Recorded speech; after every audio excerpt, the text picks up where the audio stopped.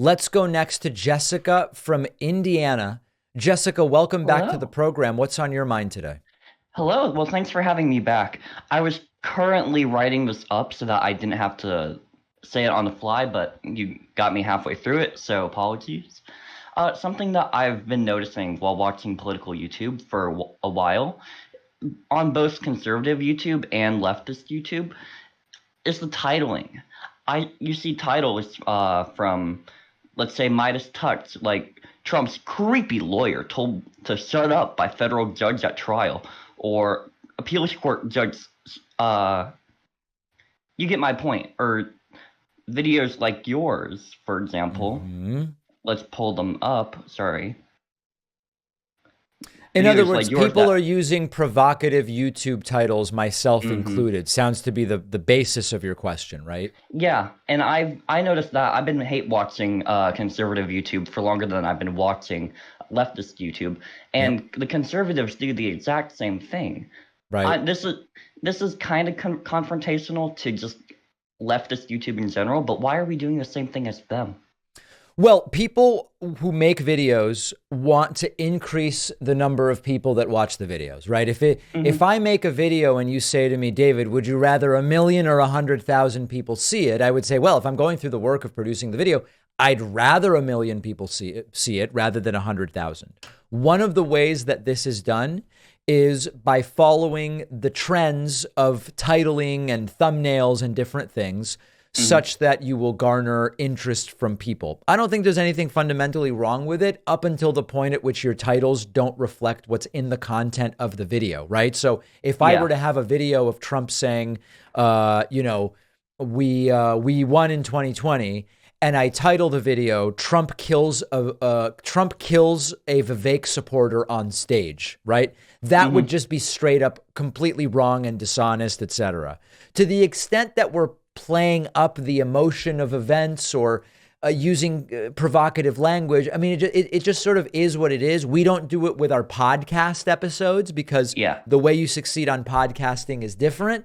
But you know that it's sort of the way these platforms work, and it kind of is what it is. Is it regrettable to a degree? Yeah, maybe. Hmm. I get that completely. I'm just more coming from like, you could probably get some people that don't know exactly who you are with a more center, quote unquote, title, Well, see, instead the of. reason I think that's a problem is Mhm. the content of the video is not centrist. So, Yeah, in a sense, it's deceptive, I think, to title the videos as if they are completely neutral when they aren't. I don't know. I mean, it's an interesting question. is it deceptive when CNN posts a YouTube clip that just talks about like the basic concept of the story and then goes into their more left-leaning political views? You're making an assertion. I don't watch CNN clips, so I'd have to I just look pulled at that. at I'd have to look at specific clips and see, well, Hmm. what is the content? Is it deceptive? CNN purports to be news where I am overtly opinion. I don't know the answer to that question Yeah, necessarily. It's an fair, interesting one. fair enough. And I just said CNN. It could have been MSNBC or Fox News for all I care. Right. Yeah. Okay. Well, that was it. Thank you so much for having me on. All right, Jessica from Indianapolis, great to hear from you. Let's go next to, oh, I don't know. How about Patrick? Let's go next to Patrick from North. Where is it? North something, something with an I. Patrick from North Idaho. Welcome to the show. Great to be with you, David. How are you? I'm doing well. Excellent. Trevor and Jessica hit on some really good points here, tying into, we have half the country that can't agree on what is the truth. Right. We've got media outlets literally brainwashing people. We have to use those negative words in our thumbnails to drive the algorithm. Is this going to be a point where the USA versus Trump eventually becomes the de facto argument against all of this defamation and all of this hate that is being spewed into the media? I'm not sure I understand what you mean. Well, Europe and Australia, for instance, the defamation lawsuits, you can't just go around lying about people, you know? Are we ever going to get to the point where we can hold people accountable like Mr. Trump that literally lies on the air 50 times a day? Well, so I How think do there's we, a couple different things, Patrick. yeah, I mean, Defamation and lying are two different things. And then also, it's a very different situation.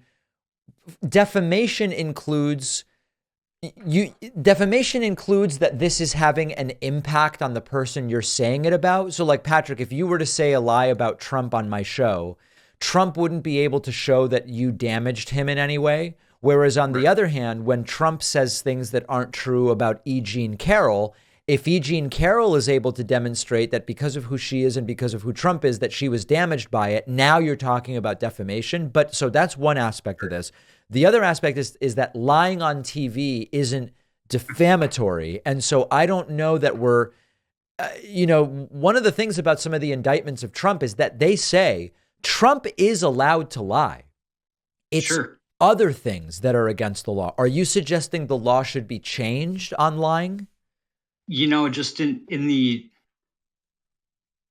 definition of defamation, perhaps there could be a little higher standard. The ethics is the hard part about it. How do we hold our media companies ethically responsible, right, to actually tell the truth like it used to be? That everybody yeah, could agree. I just think that without really doing something that probably would not be constitutional to the with regard to what you're trying to do with the First Amendment, it seems very difficult to me. I don't think there's an appetite for that, is my instinct. I'm not saying it's right or wrong, but it just is. Yeah. I can see that appetite not being there.